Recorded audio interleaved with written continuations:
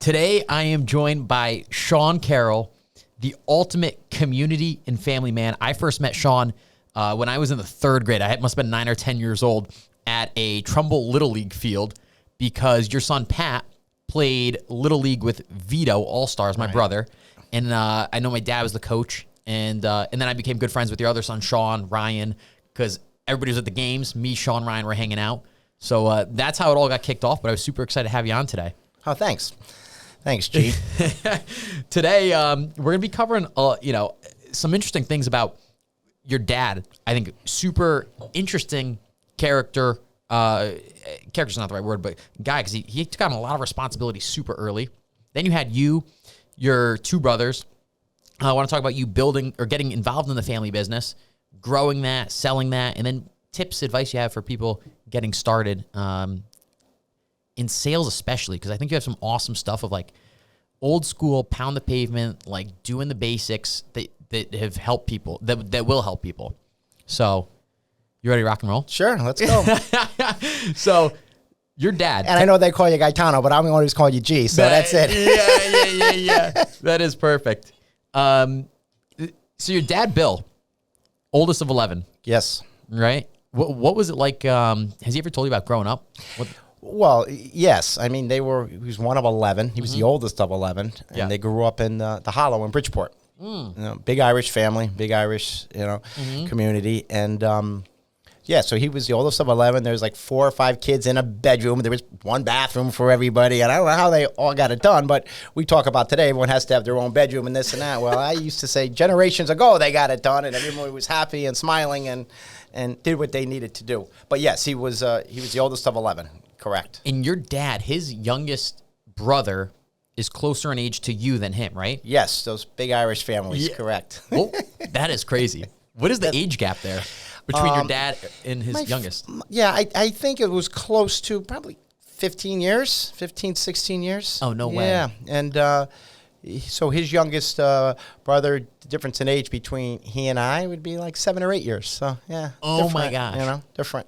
And your dad and your mom meet at a social, I think you told me, right? They did. They did meet at a social. I think it was actually for the Barnum Festival way back in the day. I think it was at a mixer or something for the Barnum Festival, if I'm not mistaken.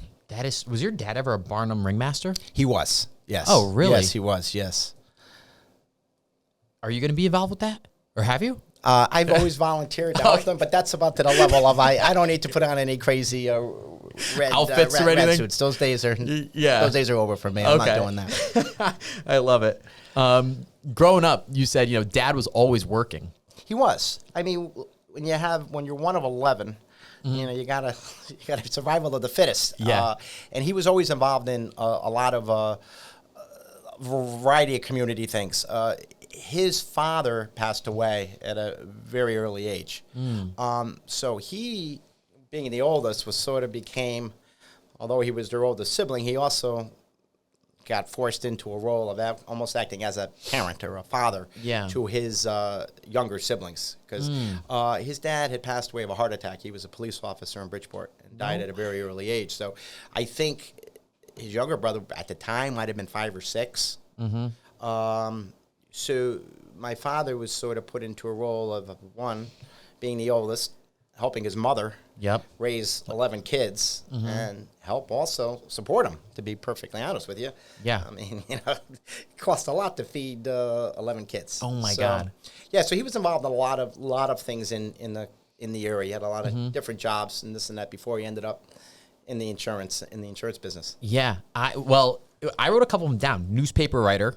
He was a writer for the, I call it the Connecticut Post now, but it was back then it was the Bridgeport Post and the Bridgeport Telegram. Yes. No way. Yeah. Then you said GM of the Bridgeport Jets. He was involved with the Bridgeport Jets. He was the general manager, the head of public relations. What is the Bridgeport Jets? I didn't even know. Bridgeport Jets was a minor league football team for the New York Jets. Okay. And they don't do that now in the NFL. I think college are the minor leagues. But back then they had a team, and it was located in Bridgeport. It was owned by Hi-Ho D'Addario. They were called the Hi-Ho Jets. The hi-ho you see on the highways? Yes, correct. No way. Yeah. They owned the Jets. Yep. Yeah. Yeah, the Bridgeport Jets. You have to be old to remember that. That was even a little before my time. But you find some older folks. Oh, I used to go to those Jet games down at the Kennedy. It was at Kennedy Stadium in Bridgeport. No way. That is crazy. Yeah. Yep. He was he head of a nonprofit, right? Turbo. Yeah, he was the head of the Tuberculosis Association, which was a they was a nonprofit in Bridgeport. Yeah. He was also very involved and was at the Boys Club. Did a lot in the Bridgeport Boys Club. No He sort way. of, his brothers, and his sisters. I think my father would say, if he was alive, because we would have never made it in life without the Boys Club. Wow. Because that was their home away from home, to be honest with you. And he did a lot of coaching there, playing there, and even worked there for a time as well. Yeah. That is coaching kids awesome. and this and that. Yeah, exactly. And by the way, I also wrote down he was a high school referee He was. It told me a lot of jobs. He was also a high school basketball referee. with an offer. Yeah, he did get offered to go to the NBA. And Yep. I think at the time I was either my mother was pregnant with me or it was One of your I might have brothers. just been born. And his problem was that you'd be on the road. You'd be on the road, 6 months a year. And the pay for these officials is not what it was today, and it just didn't make a lot of sense at all. It sounded great. In reality, it probably wasn't going to, be too good for family life. Okay. Well, that paints a good background. Yeah. So you're born in Stratford, right? I was born and raised in Stratford, yes. Where'd you go to high school? I went to Stratford High School. Awesome. Yeah. And you have two brothers. I have two brothers, both younger than me. I have a brother who's a year younger than me. Yep. He's an attorney up in Massachusetts now. And I have another younger brother who was 9 years younger, and he's in Chicago in private equity. Awesome. But you guys all went to different high schools. We did, yes. Right? We did. It was just, I went to Stratford High School. Yep.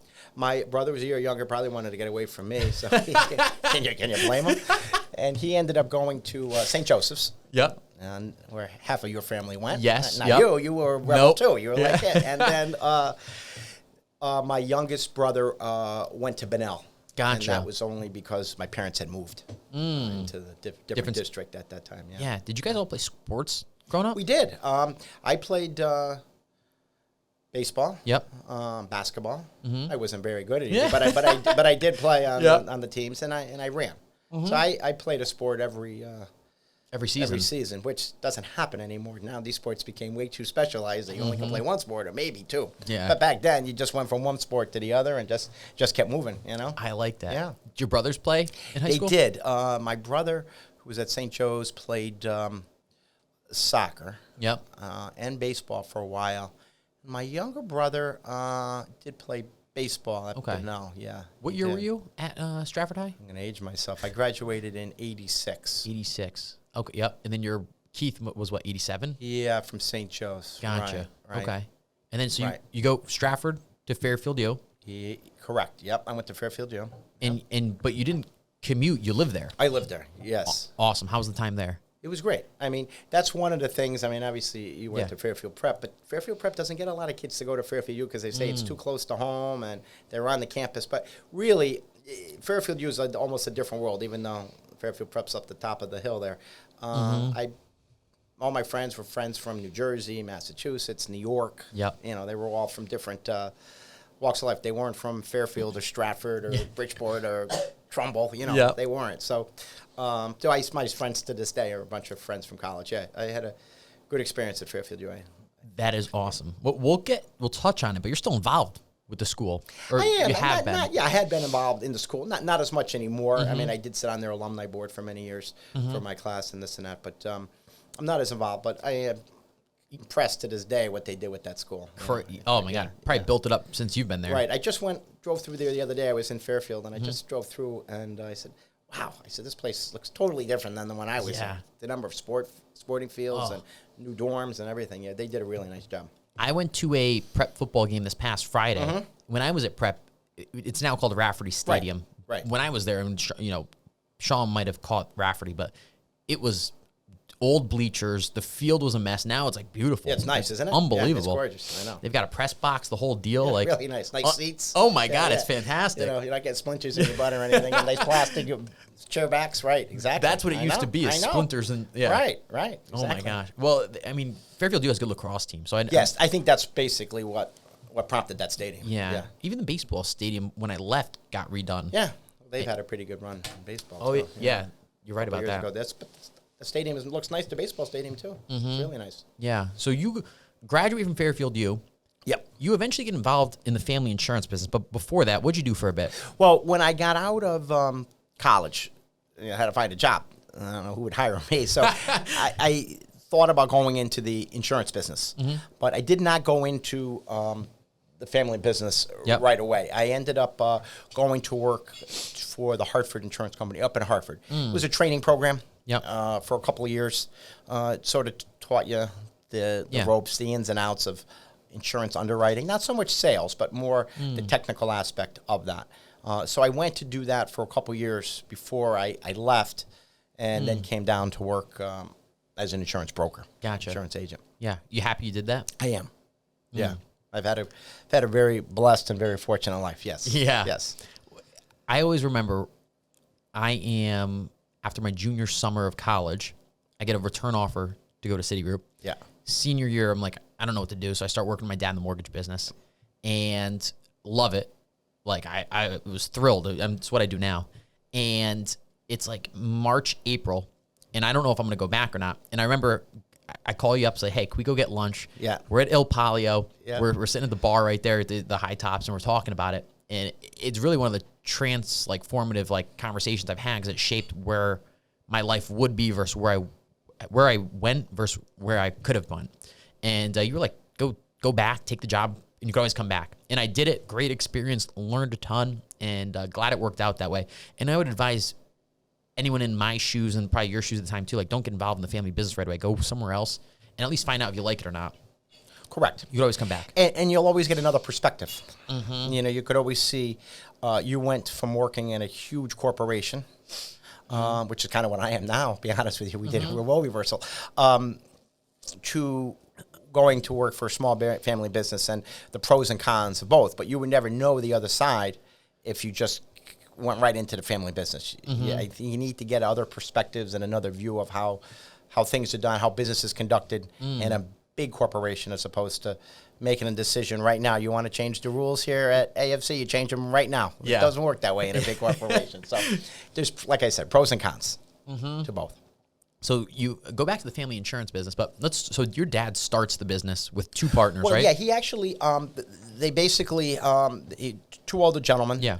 Both, one was a retired state police officer, and the other one was a local guy, and they were going to start a small insurance agency. I mean, back then, insurance agencies are a little different than the way they are today, but what business isn't, hasn't changed. Yeah. And then they might have been open for like 6 months or so. And then they knew my father from around town. He was certainly involved in a lot of things at a very young age. So they thought he would be a great addition to their company. And so he joined them pretty much right away. And the three of them were in downtown Bridgeport, right on State Street and Main Street. Yep. And they were there for many years. I remember used to, as a kid, going down there, and believe it or not, you'd go in the building, and the elevators, they had elevator attendants. So they'd open up the elevator, and you go in, and the lady would be there singing at chair. What floor are you going today? 8th floor, 9th floor. And everybody knew everybody, but there was no such thing as just going into an elevator, hitting, I'm going to the 7th floor. They had an actual attendant. No way. That's probably aging myself, but yeah. And downtown Bridgeport, was it? Well, it was a lot different down there. There was a lot of businesses, a lot of lawyers, a lot of industry, you know. More activity then than there was now? Yeah, a lot of stores. I mean, it was like called Reed's.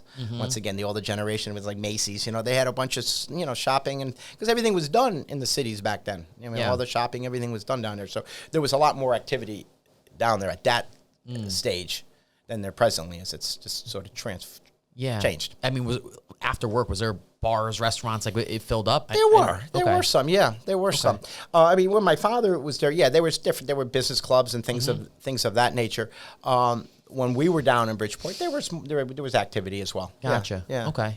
Now your dad, I wanted to talk about the shift from your dad and his partners to you taking over the business with Jim Benson. What's the story behind Jim Benson coming on the team? Well, Jim, believe it or not, grew up in Fairfield, and he was an insurance underwriter up in Boston for a company called Aetna at the time. And he was an underwriter, but was looking to get out of being underwriting, which is an internal job, working for a company, pricing risk, things of that nature. And he wanted to be more on the front lines and sell. Yep. So he was going to wanted to be a broker, but he wanted to get some ideas as far as what he should make, and he had a bunch of offers on the table up in Boston. Yeah. And he had his younger brother knew Jim Benson through some mutual friends, and your dad, Bill's younger brother, knew Jim Benson. Yeah, knew Jim Benson through mutual friends. So he had asked my father, "Listen, I have a friend of mine who wants to be an insurance agent up in Boston, but he has these offers, and you think you could spend a few minutes with him? He comes down and show you these various offers and give him some feedback." So my father did look at all the offers, and they're all good, but I'm going to give you one that's even better. No way. And so he gave an offer right down on the spot. He goes, "How about I pay you this and you come work for us?" So he was driving back to Boston, and he said, "I really wasn't looking for a job down there. I just was looking for some advice." He said, but more and more as he was driving back, he said, if you're going to be an insurance broker that everyone needs to buy, everyone's going to buy insurance. They're going to buy it from somebody. Why not go to an area where you know people?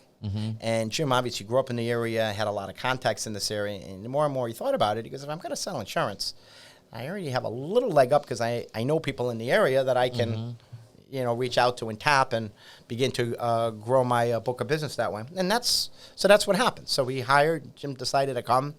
He hired him, and that's how he came aboard. And then I showed up there a couple years later.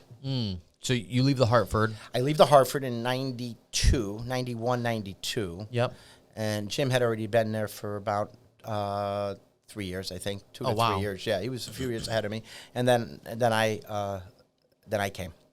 Awesome. So you come on, and the business used to be, you told me, a lot of home, auto, residential, personal lines. It was just as you said. And what we began to transform it, with the help of my father and his contacts, we began to transform it from, we certainly insured still cars and homes, but we began to transform it to a more of a commercial insurance operation, insuring people's businesses, whether it be an electrician, whether it would be a barbershop, or a developer, a nonprofit, a manufacturer. Yeah, so we basically began to transform that over time to shift it from a personal lines company to a commercial insurance company. At the end of the day, it's more money, higher commission checks, and correct. That's the higher premiums, higher commissions. Yep. And it requires more expertise. Cars and homes, although we still do that, and cars and homes, as you know, you can go online right now. You see 100 commercials each day. Geico, Progressive.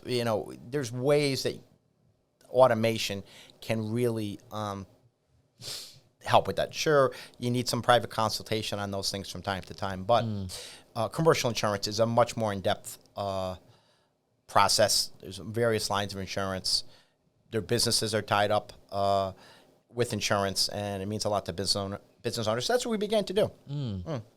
How did you grow your business? What did you focus on? What was your guys' game plan? Because I know the answer, but I think it was super interesting. Being involved. Yeah. That's exactly right. We were out every night. We got involved in different organizations, whether it be trade organizations in the industry or whether it would be nonprofits in this local area. And, Jimmy and I always sort of had although we had a lot of the same friends and different, did a lot of the same things. We never did it for the same organization. Jim was really involved with the trade organizations much more than I was. He had a pretty extensive insurance background. But in order to run a successful business, you need to have relationships on both sides. So he was able to really make a firm dent in creating relationships, cultivating relationship with the insurance companies that we need to go to get to make a sale. Yep. Okay. I spent a lot of time, and he did too, but also out in the community, whether it sit on boards for nonprofits, whether it would be involved, as my kids got older, involved in sports, but mostly it was a lot of nonprofits, and I probably sat on at one time 4 or 5 or 6 boards. Yeah. But I also was out a lot. I felt that that's how you met people. I was fortunate that I came from a big family in the area, so people did at least know me. A lot of people heard the name, so that certainly helped. But you also have to create your own identity, and I spent a lot of time on a lot of boards, and gave them sweat equity. I mean, and I think those boards are always looking for people to give sweat equity. If you have something you can add from a common sense or from a knowledge standpoint. And that's what we did. And that just basically built up our base of not only friends, but of people we knew, our sphere of influence, so to speak. I wrote a couple down, and then I have a thought on donations too. St. Vincent's Hospital Board. I did. I sat on the board there before they sold to Hartford Healthcare. I was on that board for a good 5 to 6 years. Yes. Kennedy Center. Yeah, I sat on their board for probably close to 10 years. Yes, a long time. Housatonic. Yeah, right. Housatonic. Yep. Yes. And then Fairfield U Alumni Board. Fairfield U Alumni Board. Yes, I was on all of those various stages of my life. Yes. Yeah. And many at duplicate on both at the same time. Yeah. So you'd recommend anyone who's growing a business in sales definitely get involved? You have to. Yeah. I mean, never mind one. I think you have a moral or an obligation. Yeah. Take away the monetary. Yeah. Forget. I think you have to be able to give back. I mean, I was always raised that way and taught that way. I mean, there's always somebody less fortunate, and if you have some skills or something that you can help benefit people that are less fortunate or people that need help, then by all means, I think you should do that. But to your point, I also was able to really generate, like I said, it did help my business. Over the years by just knowing more people. And, as I always say, everyone always is buying insurance. Yeah. They're going to buy it. They have to. So if they're going to buy it, and they may hate the product, it's a lot of money I always save for a piece of paper, they're at least going to buy from someone that they like. Yep. And if you know people and you have a good reputation, and obviously you have your act together, you have a one-up. Mm-hmm. That's awesome. Yeah. I wrote that down, actually. Yeah. They're going to buy insurance from somebody. Why not me? Right. Because I remember you telling me that. I was like, wow, spot on. Yeah. I thought this was super cool. Focus. Do you want to touch on you started your own charity, right? I did. Yeah. I did. I did with 5 friends. Yep. And we were about your age. Yep. Some of us were married at the time. Yep. We started to have younger kids. Yeah. And we had set up, it was a dinner club. Yeah. That's how it really had gotten set up. There was 6 of us. We'll go out once a month for dinner. And we'll split it. Everybody has 2 times a year to buy dinner. And you pick the place you want to go. And it was almost more of a friend group, but it was turned into almost a networking group because by coincidence, it really wasn't by design, but we were all in different industries. Mm-hmm. I was in insurance. I had a person doing private wealth management. We had a mortgage broker at the time. Yep. We had a CFO. Yep. And an attorney and a property manager. So we all were able to, share ideas. We never really came and turned it into like a true networking thing, but we just became good friends. That's awesome. And everyone with their own little sphere or network of influence that sort of became intertwined. Yep. But it was set up that way. And what happened was, we were younger and somehow the nights went on way too long. I can't do that anymore, but they went on for a while. Yep. And some of our wives were getting a little aggravated with us that this thing was going on till late at night and God knows what. So we decided that this was going to end unless we decided to turn into something a little more meaningful or worthwhile. So we can go home and say, hey, at least we're doing something positive. Yep. And we created a nonprofit. And we essentially, through our sphere of contacts, all of us, we created a nonprofit for children. It had to be a children cause. And Yep. when we first started, we were using St. Vincent's and Yale Yep. as our prime beneficiaries to legitimize it. And we basically, over time, got away from those two big entities and give to a variety of causes, smaller causes, where the money is a little more impactful. So we basically set up a nonprofit, and we'd raise money through a couple events a year. And now basically what we do is we just basically run a golf tournament, one golf tournament a year. We hit up all our friends, sponsors, our various vendors in our own industries, and raise a bunch of money. And then we distribute it throughout the years. We get solicitations from various organizations, various nonprofits that need money for everything from a diaper bank to a child needs a specialized bike that insurance is not covering for whatever reason. So there's a variety. We go in a variety of different ways with it. And we've been doing that now, over 25 years, 26 years now. So it's been going on a long time. Then we certainly still don't do the monthly dinners, but we know how to find each other when we need to. That is awesome. Yeah. I love two things there. One, it's a golf tournament that you've raised thousands of dollars, right? Yes, thousands. Yes. And then two, you went away from, St. V's and Yale. Now you're giving it to like specific causes, and you could see the impact it makes. Right. We're young guys, and we decided we were going to do this thing. Yeah. We felt we had to give it to two major organizations to legitimize ourselves. They said, "What do you give it to? Who are you guys? What are you doing?" Especially when we were going to ask our vendors. Like I was going to go ask some of the big insurance companies. Another friend was going to ask a lot of the financial institutions. So we purposely did it that way on purpose. And as the thing continued to grow, we felt we would pull that back and steer it another direction. We've been doing it this way now for a good 15 years. Awesome. It's legitimate. Yeah. One other thing you said about growing your business is you used to service a lot of the smaller clients. And I remember the barbershop example. Yeah. What was your thought process? Well, my thought process, and it still is to this day, I always took the view that everybody's dollar is important to them. And if barbershop is paying $500 a year of insurance, that guy's $500 is just as important to him as the guy down the street who may own a manufacturing company that may be paying $100,000 a year. Okay, maybe the $500 might even be more to that gentleman than the person who has the $100,000 account with us. And I always felt, and we used to battle a lot with insurance companies who was looking for business, and they used to try to explain to us how we should sell, which I always found insulting. I'm in sales. You have the product. Let me sell the product, and I'll get it to you. And they always felt that we shouldn't really spend time. We were too talented. We had too many tools in our toolbox, so to speak, that we shouldn't waste time on little stuff like that. And I took a different view on that, and so did Jim, that we felt that was the best way to build up our relationships, our network of people. Because you never know, the guy who has the $500 barbershop, he may be sitting around Sunday dinner, and his cousin may own a major contractor in the area, and say, why don't you, and the guy's complaining about insurance, why don't you call my guy? He's great. He'll call you back. He's the best type of thing. And I can't tell you the number of times when we were growing our business that referrals from smaller guys,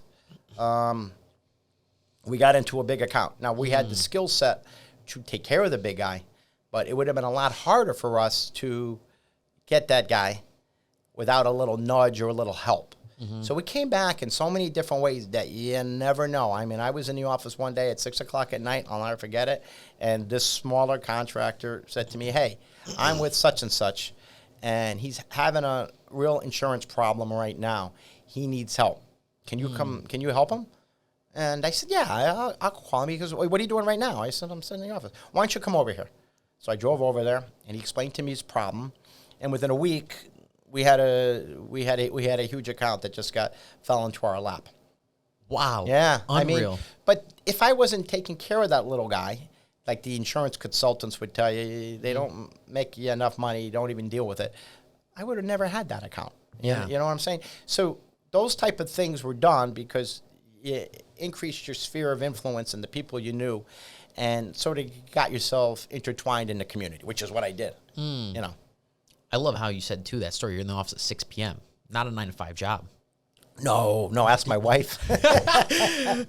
Never. I mean, sure, we were doing our job during the day, but you have to also, I'm a social person, so I didn't mind going out at night, whether you're sitting on a board or out with friends or out with a business associate or whatever it may be. But by doing that, you've got to meet a lot of people. I did. I mean, over the years. And the more people you know, it's kind of simple. Yeah, it's they're a numbers buying, game. at least in my business, they're buying my product. They're buying it from somebody. Why not me? Right? I wrote down a whole note about meeting Maggie, your wife, Mrs. Carroll. And Maggie, by now, don't call her Mrs. Carroll. No, I make her feel old. But how important was that she understood it wasn't a 9-to-5 job, right? And so we'll step back. You guys meet in Newport, right? We did. So yes. you used to go up in the summers when you were. Yeah, I had spent some time in the summer after college. Myself and a bunch of friends from college, graduated from college. Some were living in Boston at the time. Some were living in New York, and we rented a house up in Newport. We'd go up on the weekends. From Bridgeport at the time to Newport was 2 hours. And I'd wrap up work Still on is. Friday. Yeah, just maybe a little less because you drive fast. Yeah. So anyway, that's what we would do. And we would go up there, and I had some friends of mine who were in our house, were a couple of nurses up in the Boston area, and they coincidentally worked with Maggie at the same hospital, and she had her own house down in Newport with some of her siblings and friends. So that's how we met. We met down in Newport. That is awesome. Yeah. How many summers did you go up to Newport? Do you remember? 3 or 4. Oh, okay. Yeah, maybe 5. Wow. Yeah, 3 or 4. I love it there. That's my I love ideal summer house. We went up there this summer. It was fun. I just reliving. I said, remember that house? That's the house I lived in. No way. This and that, yeah. And some of the restaurants and bars are still there. I said, geez, that's a long time ago. Good 30 years ago. Yeah. She's one of 7, right? She is. Big family, too. Big family. So I think that helps if, you come from big families. You know how big families roll. Yes, 100%. A lot of times it could be at the last minute. You just... Go pull, you go with the flow. Yeah. It's not, can't be super structured. You got to be able to adapt on the run. Yep. Now, you've worked in a family business, but you've also insured a lot of family businesses. A lot. I'm sure a ton. Yeah, a lot. What have you seen that has worked with family businesses? What makes them successful? It's funny. I've seen a lot. And I see some that have worked and been very successful. Yours is one. I've seen others that haven't worked too good. And I think it boils down to a couple of things. One, the individuals involved, my father, in your case, your father. You have to give the kids the ability to run. Yeah. And you may not agree with everything that their idea or their concept, but you got to give them the freedom and the liberty to change and go and embrace maybe a different way of doing it than the way an older person has done it. I think that's one. 2, you have to have, I think, the right personality and the right mindset. I don't think you got to almost, sure, your father could say he was your boss or my father's my boss, but you got to separate sometimes the relationships, and I think you got to force your kid also to work. Like I remember when I first started, they don't have any more, but the telephone book. Here's the telephone book. And you got to make calls. You got to get yourself in the door. You got to learn. Yep. Everyone hates cold calling. I don't do that anymore. But every now and then I still will. But that's a necessary part of the job. But you did cold calling when you started. Correct. I did. My father had his own book of business, and he needed that book of business to survive himself. But obviously, I had to go create a new set of clients. Now, once again, I was coming into a name in the area. People didn't know our company name, which was Merit Insurance at the time. It did help me that I did have a large family. So I was able to tap into some of that. So when I went to see somebody, they at least had heard of me. Or maybe not me individually, but they at least had heard the company, or they may have known somebody in my family. So I think that certainly helped me. But you have to have a work ethic. I think the relationships with the family businesses that I have seen fail are where the kids get too much, too quick, and too easy. Everyone wants to help their kids in the best way, and and a lot of these businesses, I don't fault the father. Yeah. But sometimes they were almost handed too much, too quick, too easy, and it's not that easy. Yeah. I mean, you got to learn the ropes and all the trials and tribulations. We were just talking to someone before we went on there about how that person is in a small plant and working. I mean, you can't go sit on corporate row or in the big seat and put your feet up and work. So I did see where that became a big issue. And the other thing, so you have to have that drive. I mean, if you don't have that work ethic, I don't think it would work. I mean, so I think that's basically the one thing that I would say is they were given too much too soon. Yeah. In the comment you made about the plant, which I think was interesting, this kid could have started in corporate, but he went to go work a service job, like customer service, pretty much, That's right away. And he's going to do it Correct. for however many years before he works his way up. Yeah, exactly right. Because he'll understand that part of it. Yeah. So I kind of think that that's really where you got to let your son or daughter run, but on the other hand, they can't have it too easy, too soon.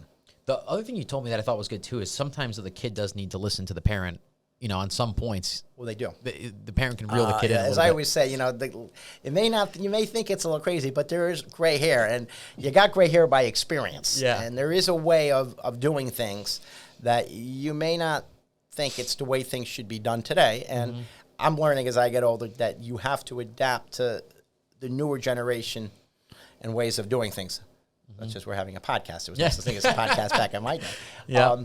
But you've had experience, and I think it's important for the younger generation to listen to what the older generation say, because they have experience, and I was like, maybe that's why you have me here today, because I'm older. I may not do things the way you guys did it, but there might be a couple of things that I learned along the way that help sales, little things that sometimes I think get forgotten.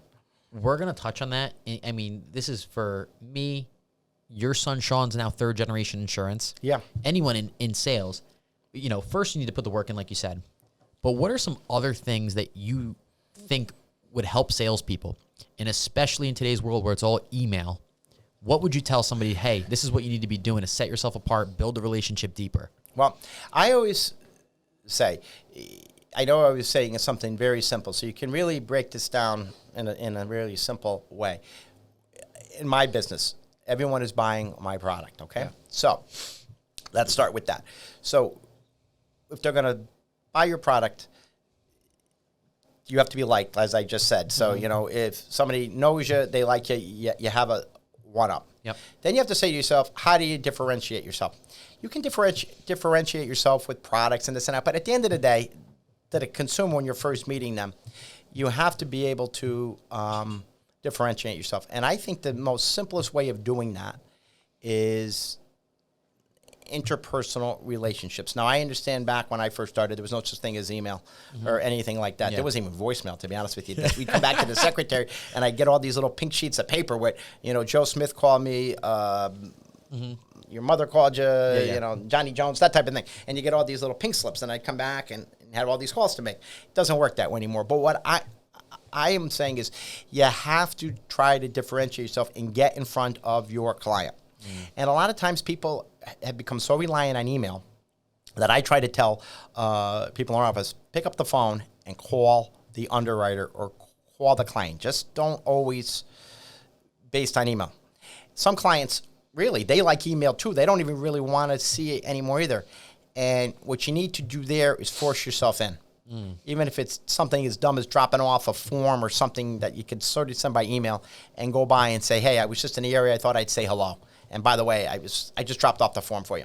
Because what that does, now you're in front of that client for 10 or 15 minutes. talking about whatever. You could talk about their family. It doesn't even necessarily have to be industry related or insurance related, but I'm at least there having an interpersonal relationship, which young people are really not doing as much. So to me, that's a differentiator because you're out in front of the client. So when you're thinking of now your insurance guy, well, he shows up here every now and then. He's a nice guy. He does this, he does that, as opposed to maybe another vendor, which may be the banker, the accountant, the lawyer, whatever it may be. You just want to make sure that client says he's a good guy. He's competent. He's a good person. He's personable, and they like you. And it's easier to like somebody if they get a chance to know you, not just via emails.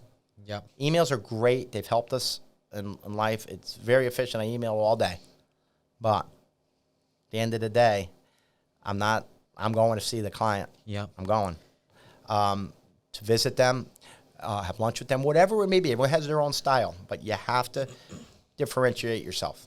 And I just find in today, that maybe not of a way back in my era, that may not have really differentiated yourself because everyone saw everybody. So how did I differentiate myself? I got involved in the community. I just did different things. I just had to do more of interpersonal stuff. Yeah. Anything today is better than nothing, which is really what goes on quite a bit. Even so, you said show up and see them, even if it's out of the way. Make it a priority to go see Make them. an excuse. Yeah. I mean, you know what I say?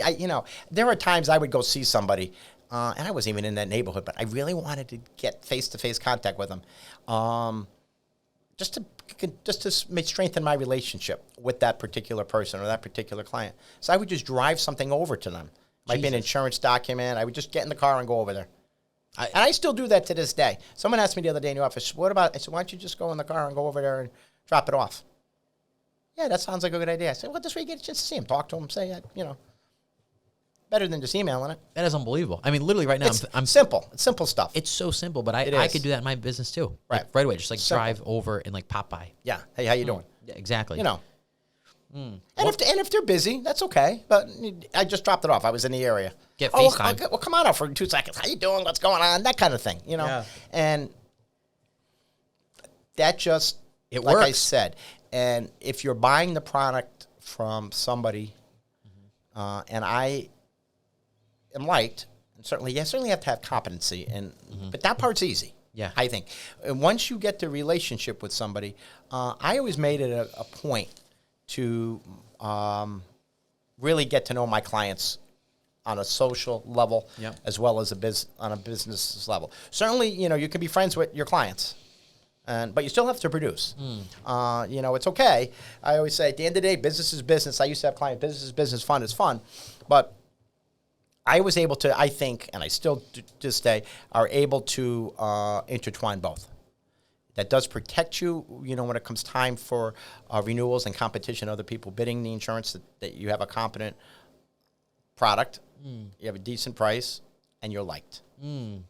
How would you get to know clients on a social level? Just by, doing things with them? Doing Golf, things, tennis? golf, entertainment, certainly entertainment, golf, lunch, sporting event. But everybody's different. Some people like to go to lunch. Some people don't like anything. So there would be different ways to touch it. You'd have to. That's why it's good to know your clients. Then you know what your clients' likes and dislikes are. Yeah. And the only thing I know what my clients like and dislike and how you touch each one, and I touch them all in different ways, do different things. And I always thought growing up, when it came time to discuss, insurance renewals and business things that I had to do from a business perspective, I always try to say, I put myself in the shoes or the mind of the buyer. What does that person really want to hear, and how do you convey that message? Because I can convey a message in different ways depending on the individual. Yep. And the insurance company may want X or Y to be conveyed. And that may be true, but there's a way to convey that. And I think part of a salesperson or as a middle guy is how do you send the message? Yeah.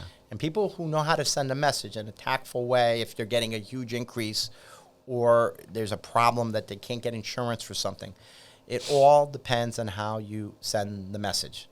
And I've gotten to know my clients over the years, and I know how to send the message, because I may send a message to you one way, and I may send a message to your brother another way. Because knowing the person, you know how they think, how they act, and how that message needs to get sent. 100, yeah. Versus, Right? You're spot on. Delivering a message straight to the point with somebody versus somebody else, you might need to be a little softer. Correct. And the only way you're going to know that is by knowing the individual. Mm-hmm. And that takes time. Yeah. I don't just do that on the first chair. Yeah. That takes time. Yep.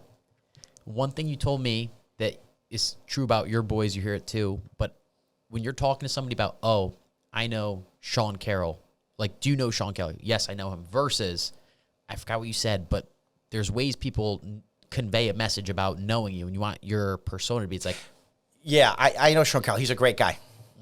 Oh, I know Sean. Yeah, where'd you see him? He's the best, or something like that. Yeah. And when you hear that, that's just different. Yeah, I know him. So I think if you meet somebody over there, you want to have a positive impact with that person. Once again, I think it's something, just differentiate yourself than saying hello to everybody. Ask somebody about their family and really care. Ask them, not just, what's your brother doing today? That type of thing. And ask about them. People like to talk about themselves. People like to talk about their kids. People like to talk about their business. Yep. People like to talk about things that they do. And that's normally when I get into an insurance meeting. And I think Sean would, my younger son, he's been out on calls with me. Yeah. And younger guy, and he figures we're going to sit and discuss insurance for 45 minutes. Well, 35 minutes, I could be talking about the family, where our vacation was, where we went, this, that, everything else. And the last 10 minutes, okay, here's what we're going to do. What do you think about this, and this? And we go. Now, obviously, you can't do that for 35 minutes and then 10 if you're somebody new. These are people that I've known. But on the other hand, people like to talk about themselves. They don't always need to hear from you. Because people, first of all, they hate insurance. Yeah. They do. Name a person who likes insurance. They know they have to have it. It's a necessary evil. Yep. So let's talk about something positive. Yeah. And people, never mind don't they like it, they're looking at what they're paying. At least make them feel good about some other things. You know what I'm saying? Their family, this, that, do something. Get them in a good mood. You know? Exactly. Smile. Have a little chuckle. All right, I always say, no, don't shoot the messenger, right? Yeah. Please don't, I'm sorry, but, you can hate the product, but you like me, right? Yeah. That is so funny. Right. But, yeah, I do think that's important. You recently sold your business last few years, right? I did. And you sold it to you didn't sell it to a private equity company. I did not. You sold it to, how would you explain it? Well, we sold it to Gallagher. Gallagher. Yeah, which is a large national, worldwide broker. It's the third largest insurance broker in the world. And we had decided to sell. Well, it's funny. People had asked us all the time, would you guys like to think about selling this and that? And myself and Jim Benson, who were the two principals at that time, my father had since retired, we would sort of say, we're young, we're still growing our own business, we don't want to be told what to do, we're really moving it, thanks, but no thanks. We got approached one day from a local company down in Lower Fairfield County who was similar in size to us, and we said, let's have lunch with these guys. And we would have lunch with people from time to time, not because we wanted to sell, because we really didn't, but just to know the landscape. Because you always want to be knowledgeable in whatever you can be knowledgeable in. So I just kind of wanted to know what buyers were out there, what they're thinking, what's concerning to them, this and that. And these folks came and said, look, your strengths are our weaknesses. Where you're not as strong, we are much stronger in. And why don't we take the two companies, we would acquire you, but we're going to call it Merit Insurance. I said, well, why would you call it Merit Insurance? It's because you have a great brand name. We did our studies. Your brand name in this area is far stronger than our brand. No one even knows us. We may have competencies in some areas you don't. So I got saying to myself, geez, that's interesting. Yeah. They want to call us, they want to buy us. They want to call it Merit Insurance. They'll think that we bought them. Yeah. The average person on the street would think that we just bought another company, and it would be in reverse of that. So I said, well, I don't know. I mean, whatever. I mean, and we didn't talk financial terms or anything of that nature. But we did have an insurance consultant.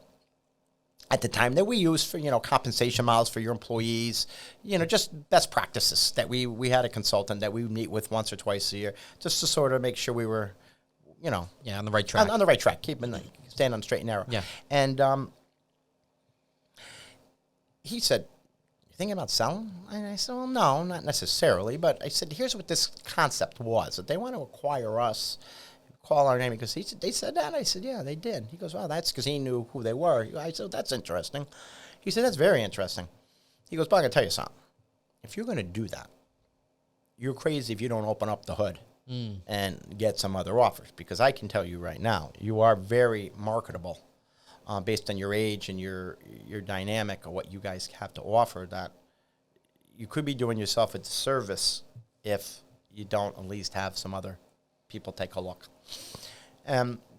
So we decided to do that. They said, "Let's kick the tires," and we said, we're not obligated to sell, and we went out and began to kick the tires a little bit. And one of the reasons that I was getting concerned running a small business, like in any industry, is the 80-20 rule, which I'm a big believer in. I mean, really, 20% of our clients, our larger ones, they gave 80% of the revenue. Okay? And how do you sustain that? And the 20% of your clients really, as time has evolved, are required or expected resources from their insurance broker that they didn't really need 10 or 15 years ago. A lot of in-house services that we as a boutique shop didn't really have full capability like a large broker would have. And my concern was that, as I said, we have a relationship. But if the CFO of one of our large accounts, which would be like a municipality. Yeah, municipality or a nonprofit or manufacturer, if the CFO leaves, and relationships, people retire, people move on. If our relationship left, they have a new person that's going to come in. That new person has a right and obligation to his employer to kick the tires. So we're going to say, okay, Mara Insurance, you're going to come in, but we're going to get we're going to put this insurance out to bid this year. We're going to bring another couple of players in here, and we're going to interview everybody. And you may be great, you're in this and that. I'm just kicking the tires, but I got to do what I got to do, which is fine. The problem was when those situations occur, we were at a little bit of a disadvantage because we didn't have all the tools in the toolbox as some of these large national brokers have. So I was concerned that although we did a great job and everybody liked us and we were very competent, we negotiated good terms, the new CFO could be impressed with fluff, as I like to call it. A lot of it's fluff. But it does sell to some people, especially to somebody who didn't really know us. Gotcha. They may say they were great. So my concern is that if we have a new relationship, we don't have all the tools in the toolbox, well, they may decide to move in another direction. Now, if you have all the tools in the toolbox, whether you want to call it fluff or whether it's overkill in it, now we have them. So I still have my same relationship, even with the new CFO. We have a track record with that client. We've been there a long time. We're very responsive, very good. But now I have everything else. So there's nobody's going to come to that table that has something that I can't provide. Yeah. You're more prepared. I'm more prepared. And I'll take my expertise and my experience in negotiating and how to get the best product at the best price for our client, but yet have all the tools in the toolbox. So I was concerned that we could begin to lose some accounts, which are our high revenue accounts, which I can't lose the high revenue account. So that's why we ended up doing what we ended up doing, is selling. And we still wanted to work. Both Jim and I were younger. We weren't looking to retire tomorrow and just move on. We were still going to be there. So it was basically for a transition in, the last third of our working career that we better make sure we lock up our high revenue accounts and making sure that we can give them the personalized small boutique type of service, but have the tools of a big broker would have. I don't know if you can answer this, but would you have done anything differently during due diligence, or, would you have handled? No, not at all. I mean, I'm very happy with who we chose. I think they're a great company to work with, to work for. I think my biggest analogy is I always tell people, I used to be manning the speedboat Yeah. And I could turn that speedboat and change it, do whatever I want to do, throw a line in the water, and go here, go here, go here, do whatever I want to do, and change the rules in 30 seconds if I wanted to change the rules. Because I knew it was the right thing to do. Yeah. Now I make a joke. I was manning the speedboat to now I'm on the ocean liner. Yeah. And the ocean liner, moves slow. Yeah. I mean, it's big, Yeah. and there's a lot of resources on the ocean liner, but change doesn't occur very quickly. Yeah. Doesn't occur. It moves slow. Gotcha. And they may say they agree with you, and they do, but it's just a big, big operation. And it moves slow because of that. Now, that's not a fault on Gallagher. That would be the same with any big corporation. So it's something that I had to adapt to. And understanding that it's my frustration in some ways, but it's not anything to do with the company. Yeah. It's after just being in a small business my entire life. That's why I was saying to you before, you did the exact opposite. Now I know both sides. Yeah.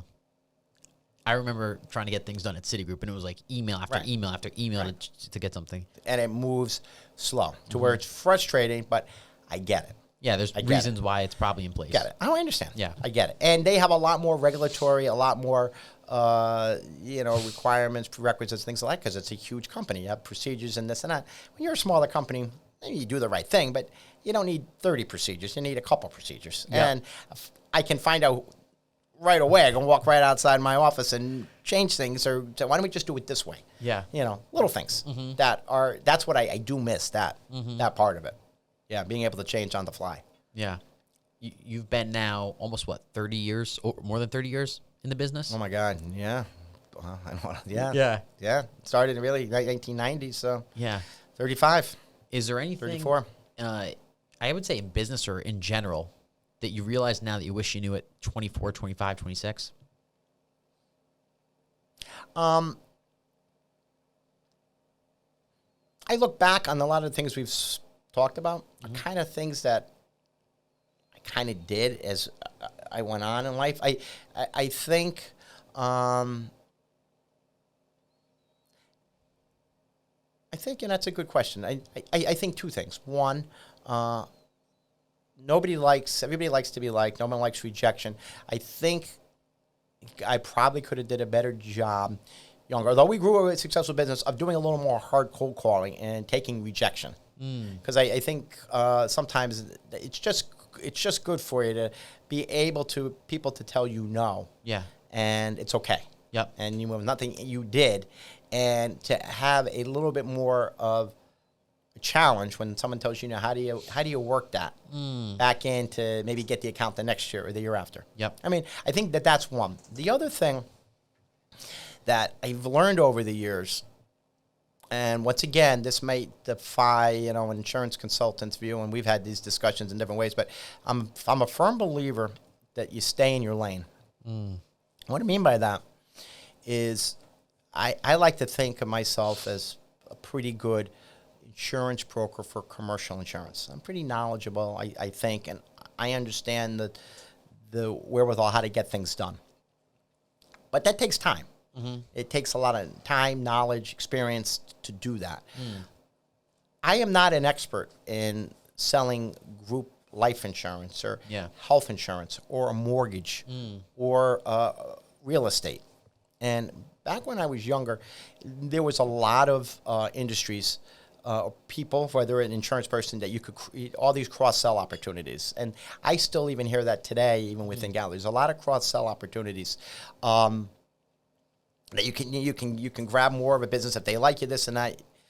The problem with that is you're really good at something and you're handing it off to somebody else.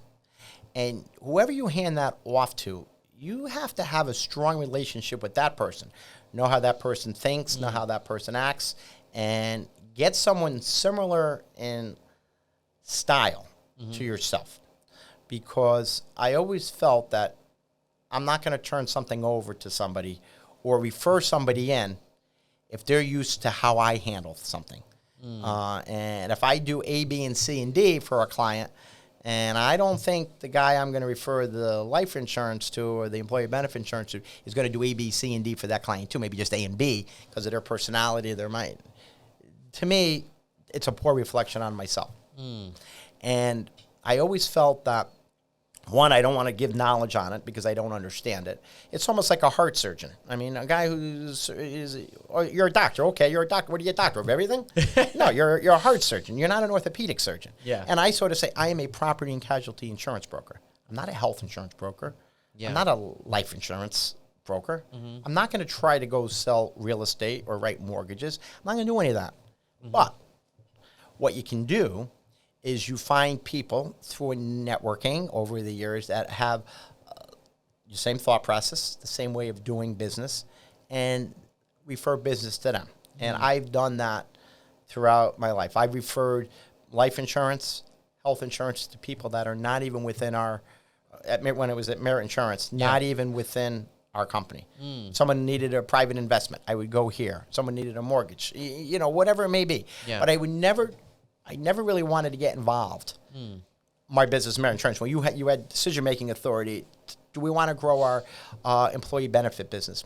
Yeah, not really, because I'll find someone that I'll send it to that will do a good job and will refer property and casualty back to me. The heart doctor is going to refer the orthopedic issue to his orthopedic friend. The orthopedic friend is going to refer back to the heart doctor. And I found that is the best way to refer or handle business that comes your way that you're really not an expert in. And the key to that is knowing who you're referring it to. I'm not just going to keep it in-house because I could keep it in-house and make a few extra bucks when the person on the other side who's going to handle that is not going to handle it, put the same time and effort in that I did. I think that was a good point that you said is, cross-selling versus giving it to somebody who's an expert.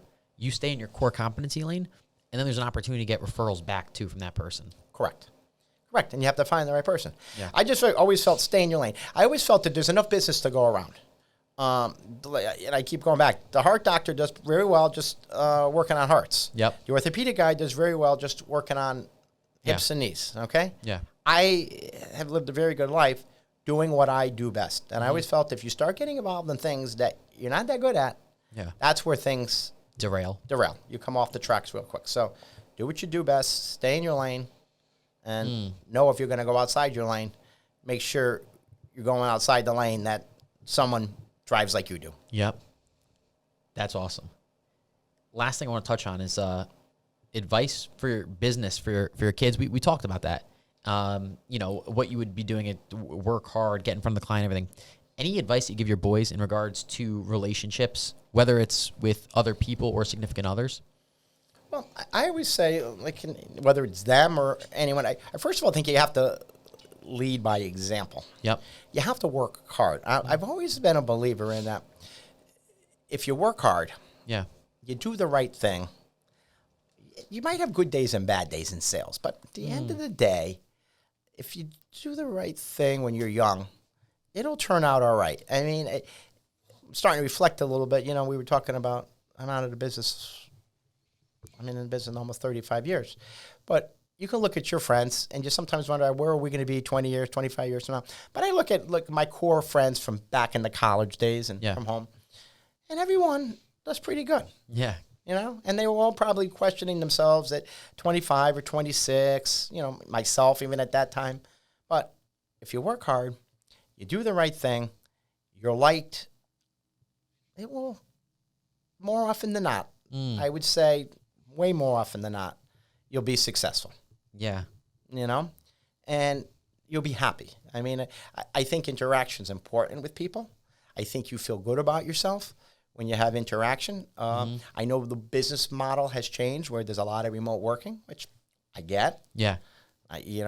This is an example of being old school that I'm not a big fan of it, but I also know that it has to be embraced in some way, shape, or form because your generation is different than my generation. That said, email back and forth all day on Zoom calls.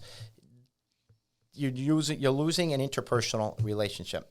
Yeah. And having a conversation with somebody face to face in the office setting, laughing about something. It may not even be a business thing. Yeah. I think business is more effective when you can reach over the cubicle and ask how to solve a problem, as opposed to emailing someone, waiting, 2 hours for a response back.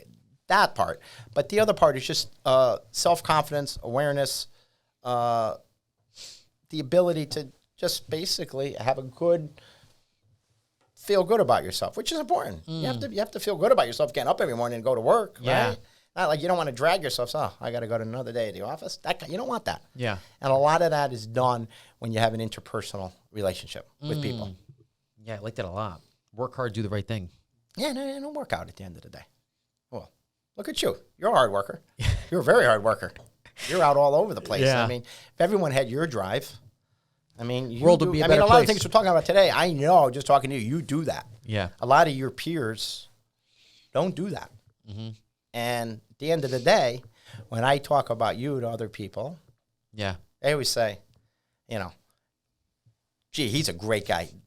Those Chambriello boys, William Tovito on this, they always say that. Those are the nicest guys. Yeah. So what's that? It's kind of what I was just saying. Those are the nicest guys.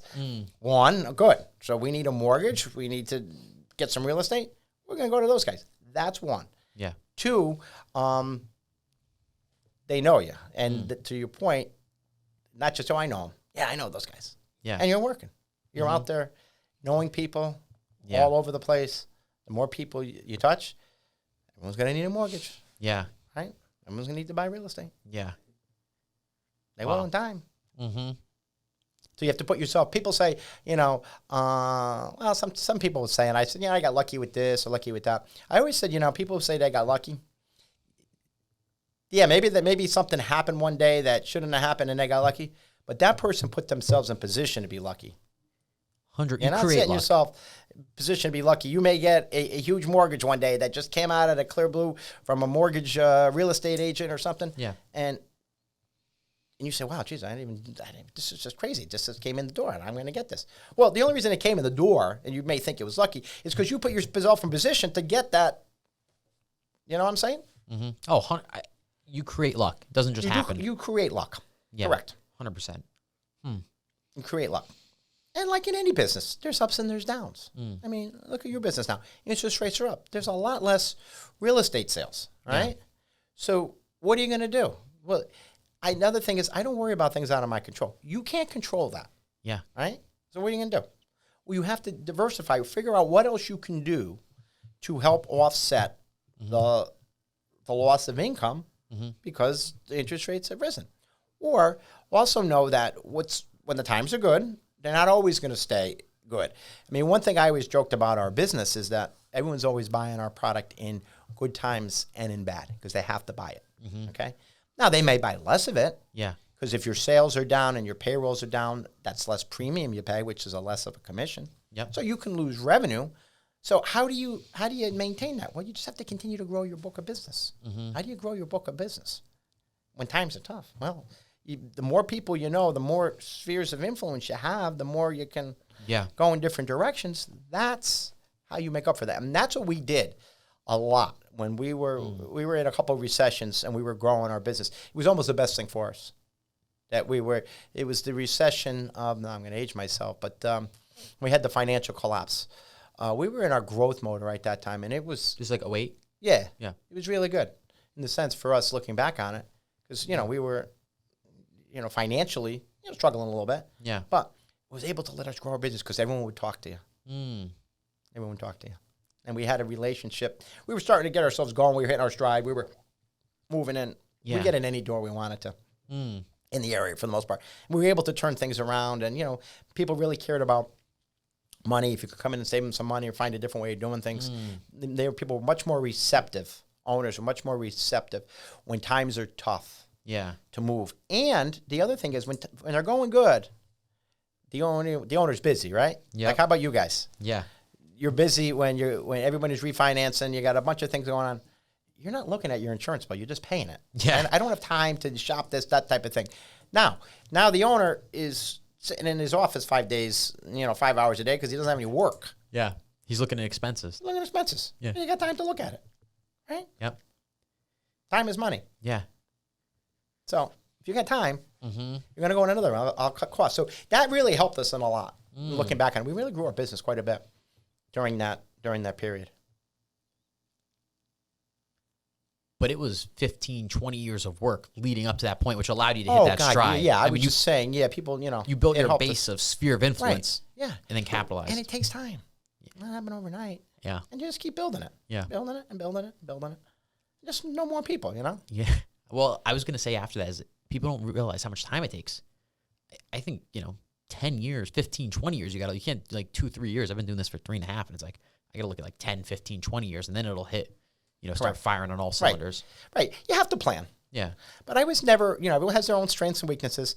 I was never a big planner in the sense that let's just go get it done today. Let's do it. Yeah. Sell it and move on and go sell the next one and the next one and just continue to build. Yep. Just continue to build. I never really got hung up on the what ifs. What happens 2 years from now if this? What happens if you do this? Some people work that way. I was just never a worker that way. I'm not worried about tomorrow. Yeah. Let's live today, and let's deal with the situation we have at hand, and let's worry about that. Gotcha. And if you do all of that, problems, what you're worrying about year 2, year 3, will solve itself. Or it'll change 2 or 3 times between now and then anyway. And that's wasted energy right now. Go sell insurance right now. Get what you can get in the door. Yep. Worry about tomorrow. I love that. But that's, Yeah. The last thing I want to talk about is your wife, Maggie, is so thoughtful. Gifting, my sister's got 4 boys now. Every time there's a new boy, there's something at the door. Even if she knows their birthdays, everything. And you guys been married how many years? 20. We were married in 95, so that would make us 20. She'd kill me right now. So 8. 28. My math's bad. Mine's not good. I know it's 95. I guess do quick math there. 28 years. Yeah. But any advice there, or how have you guys done? It might just be picking the right person at the end of the day because she's awesome. But you could. Certainly it's picking the right person. But I also think it's in anything in life, you have to know each other. It's a relationship. Yep. She was certainly understanding that she knew I was out at night and this and that. My job was not a 9-to-5 job. Yeah. And if it was, it would be fine. Yeah. But it'd be a different, I'd have to be in a different job. Or I really would not have been as successful as we had become if it was a 9-to-5 job. Because a lot of my work needed to be done to create relationships and the personal part that we've been talking about. Yeah. And that really needs to that happens after hours. Gotcha. Yeah, it does. Happens after hours. So you have to be understanding of that. Awesome. So you have to have someone that's, understanding.